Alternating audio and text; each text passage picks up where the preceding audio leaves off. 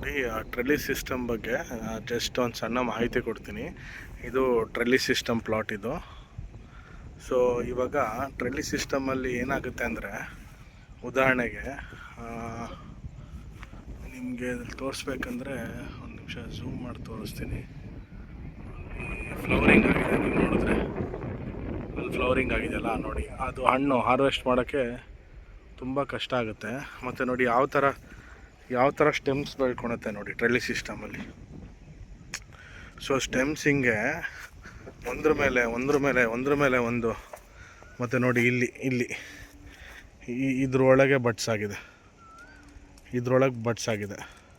So ಈ buds ಹೂವು ಆಗೋದಕ್ಕೆ ಹೆಂಗೆ ಸ್ಪೇಸಿಂಗ್ ಇಲ್ಲ ನೋಡಿ ಇದ್ರೊಳಗೆ ಹಣ್ಣಾಗಿದೆ ನೋಡಿ, ಇದ್ರೊಳಗೆ ಹಣ್ಣಾಗಿದೆ. ಈ ಹಣ್ಣನ್ನು ಹೆಂಗೆ ಕಟ್ ಮಾಡ್ತೀರಾ ನೋಡಿ, ಹಣ್ಣು ಸೈಜ್ ಬರೋದು ತುಂಬ ಹಿಂಸೆ ಟ್ರೆಲ್ಲಿ ಸಿಸ್ಟಮಲ್ಲಿ. ಇದೇ ಕಾರಣಕ್ಕೆ ರೈತರಿಗೆ ಟ್ರೆಲ್ಲಿ ಸಿಸ್ಟಮ್ ಹೋಗಬೇಡಿ ಅಂತ ಹೇಳೋದು. Ring pole method is always best method. ಇವಾಗ ಇಲ್ಲಿ ನೋಡಿ ಟ್ರೆಲ್ಲಿ ಸಿಸ್ಟಮಲ್ಲಿ ಹಣ್ಣು ಒಂದೊಂದು ಸಲ ಅಲ್ಲಿ ಮೇಲೆ ಬರುತ್ತೆ. ಹೆಂಗೆ ಹಾರ್ವೆಸ್ಟ್ ಮಾಡ್ತಾರೆ ನೋಡಿ ಇಲ್ಲೊಂದು ಹಣ್ಣು, ಇಲ್ಲಿ ಒಳಗಡೆ ಇದೆ ಹಣ್ಣು. ಇದನ್ನು ಹೆಂಗೆ ಹಾರ್ವೆಸ್ಟ್ ಮಾಡ್ತೀರಾ ಹಣ್ಣು? ಸೊ ಹಣ್ಣು ಹಾರ್ವೆಸ್ಟ್ ಮಾಡೋಕ್ಕೆ ತುಂಬ ಕಷ್ಟ ಆಗುತ್ತೆ.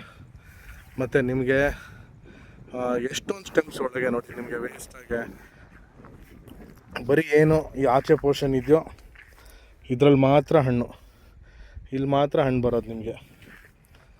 ಸೊ ಟ್ರೆಲ್ಲಿ ಸಿಸ್ಟಮಲ್ಲಿ ಈ ಥರ ಒಂದು ಪ್ರಾಬ್ಲಮ್ಸ್ ಇರುತ್ತೆ.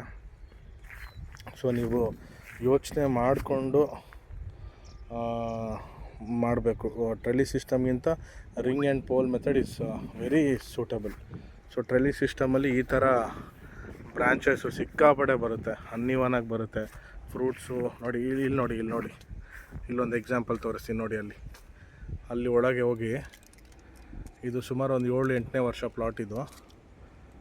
ನೋಡಿ ಇಲ್ಲಿ ಹಣ್ಣು ಒಳಗೆ ಹೋಗಿ ಸಿಗಾಕೊಂಡಿದೆ. ಇದನ್ನು ಹೆಂಗೆ ಹಾರ್ವೆಸ್ಟ್ ಮಾಡ್ತೀರಾ ನೋಡಿ? ಅದು ಹಣ್ಣು ಬೆಳೆಯೋದು ಇಲ್ಲ, ಆ ಹಣ್ಣು ತೆಗಿಯೋದಕ್ಕೂ ಎಷ್ಟು ಕಷ್ಟ ಆಗುತ್ತೆ. ಸೊ ಈ ಥರ ಒಂದು ಪ್ರಾಬ್ಲಮ್ಸ್ನ ನೀವು ಫೇಸ್ ಮಾಡಬೇಕಾಗತ್ತೆ.